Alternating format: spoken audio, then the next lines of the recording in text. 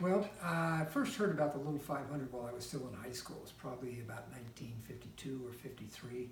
And I'd been running a little track, and I thought, well, that might be a nice transition game if I ever got to IU. So it took a long while. It was 1957 before I got there, and found out that the transition from track to cycling was a bit different than what I expect, but I think a lot of guys have discovered that. But the first year it was kind of interesting. I got involved with a dorm team where I lived in Wright Quad, and we had a team going. It wasn't going to be very good. In fact, it turned out to be very poor. But one interesting thing that was kind of an interesting memory, a good memory, I guess. We only had 4 guys on the team, and one of them claimed an injury a couple of weeks before the race, so we only had 3 left, and we figured, well, can we even race? We didn't know the rules. I don't know if there were any rules. Might have been, but nobody knew what they were. But one guy in the dorm said, well, yeah, he would ride with us. Well, this was 2 weeks before the race, and in those days you could do that sort of thing.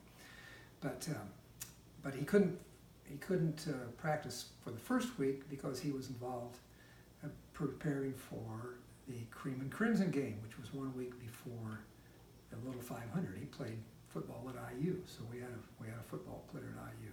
Well, anyway, he rode. He had a week's practice.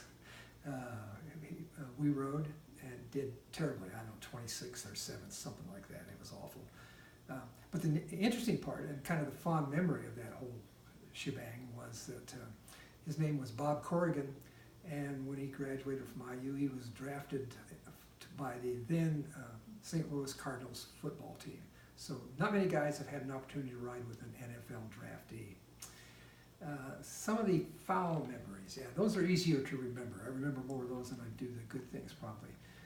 But the first one was, I got in the habit in preparing for the 58 race when we were training out at the old track at University High School track out by the bypass.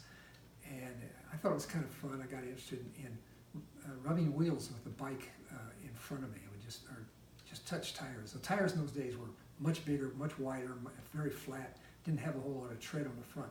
So you could do that, and I just thought it was fun to do. I thought it might irritate the guy in front of me, and also I loved the sound of those tires buzzing together.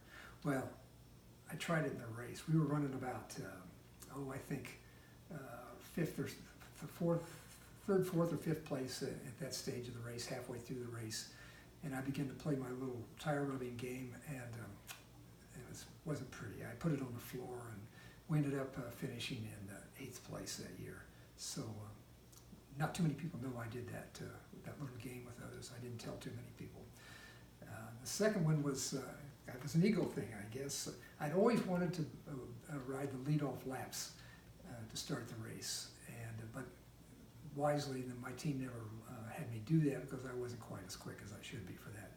But my senior year, in 1960, riding for Chi Phi, I was captain of the team, so I put myself in to start the race. Well, we qualified 4th, right behind Phi Psi, and that put us down on the curb. No gutters in those days. It was a curb.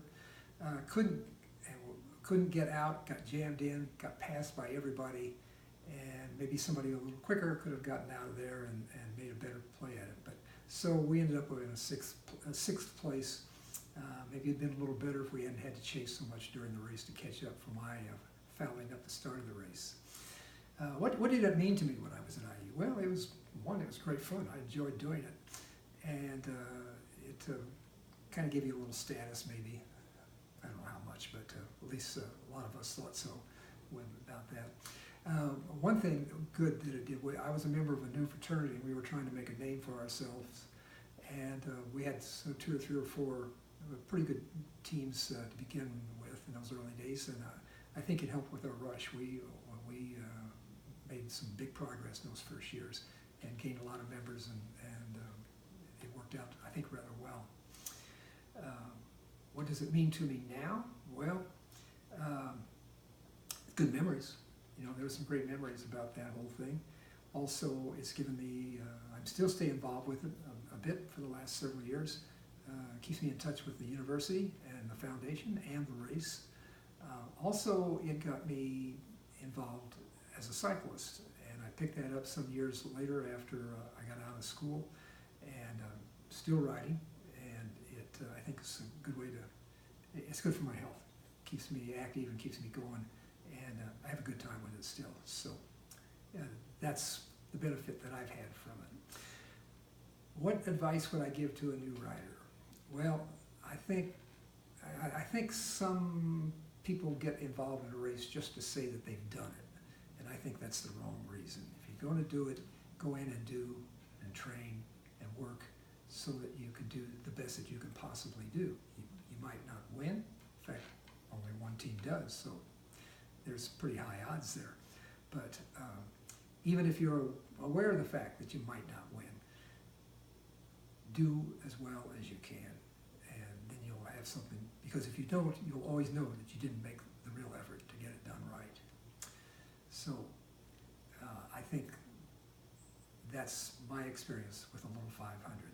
Look forward to seeing you guys at the 2018 race.